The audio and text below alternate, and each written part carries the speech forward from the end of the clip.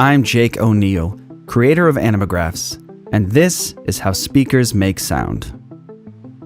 The basic speaker design has a motor that drives the speaker back and forth, attached to a cone to translate this movement into pressure waves that travel through the air.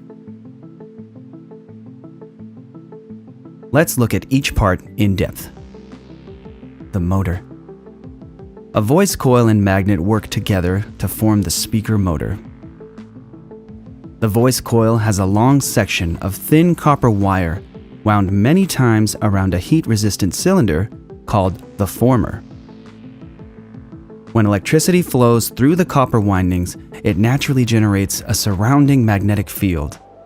This phenomenon is what makes an electromagnet. An electromagnet can act just like a permanent magnet, and yet, incredibly, its polarity, or positive and negative pole orientation, and magnetic intensity can be changed by altering the supplied electric current. It can instantly be made stronger or weaker, reversed, or turned off completely. A large permanent magnet or natural magnet surrounds the voice coil. This magnet has a top plate and a backing plate with a pull piece through the center to focus the magnet's field through the gap. An intricate electrical signal flows through the voice coil windings, causing it to move back and forth as its magnetic field pushes and pulls against that of the permanent magnet. This electrical current is a precise replica of the audio that was originally recorded. In fact, the entire sound is contained in this impossibly detailed signal. The cone and suspension. The cone translates voice coil movement into waves that travel through the air. It has its own flexible suspension system, made up of the surround on the outside and the corrugated spider at its center. The dust cap keeps debris and unwanted material out of sensitive internal areas. Underneath the dust cap, the voice coil's copper leads attach to more flexible wires called tinsel leads that can smoothly deform with intense speaker movement. Recreating the whole symphony. If a speaker only moves back and forth, how does it reproduce an entire symphony of sounds at the same time? Let's look at basic sound wave operation. Air is an elastic medium, meaning that it returns to its original shape once an acting force is removed. Speakers push and pull air molecules, making them ram into each other in a domino effect. This wave reaches and moves your eardrum, which sends a signal that your brain interprets as sound. You could even say that hearing is just movement detection.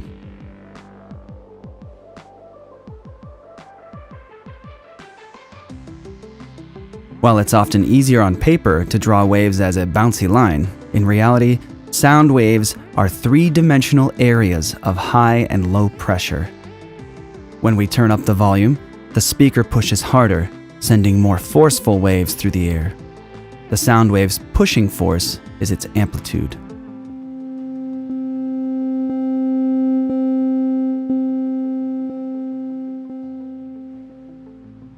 To make high and low sounds, the speaker vibrates faster or slower.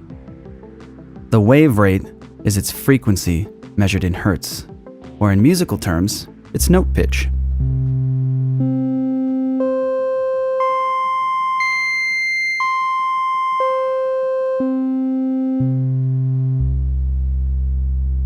From waves to music. A musical instrument produces a unique waveform when played. Just one note has low, mid, and high range vibrations combined into a complex sound wave. The most apparent frequency of a vibrating guitar string may be a G note. And yet many smaller twitches and movements travel through the string at the same time, producing tones that your ear also detects. Here's the exact same guitar string pluck sound, but I've isolated distinct frequencies from low to high. A single instrument note is really a sandwich of frequencies where one main frequency stands out. This frequency sandwich is known as an instrument's timbre, or unique sound. It's making a G note, yes, but it still definitely sounds like a guitar and not a piano. When two or more instruments are played together, their unique sound waves combine into one even more complex unified wave. Matching frequencies from each instrument merge, becoming louder but indecipherable from the other. However, many unique frequencies from each instrument's distinct timbre remain intact and undisturbed. With a little effort, our ears can still pick out these individual instruments from the mix. The human ear can discern sound vibrations between about 20 Hz and 20,000 Hz. That's a lot of available frequency to work with.